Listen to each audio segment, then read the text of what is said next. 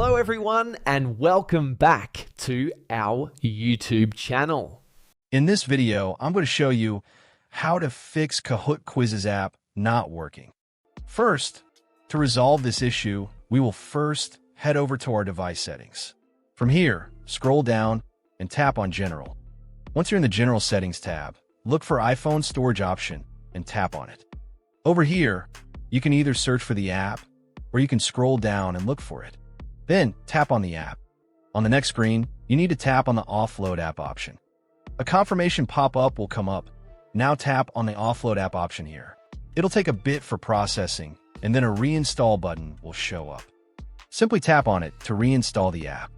This should resolve the issue, but if it doesn't, then you need to check if the app is running an older version. Head over to App Store. From here, double tap on this search icon in the bottom right corner, and then search for the app.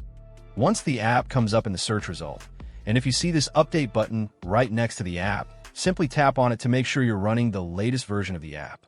However, if you continue to encounter this issue, then you will need to completely reinstall the app, which usually resolves the problem.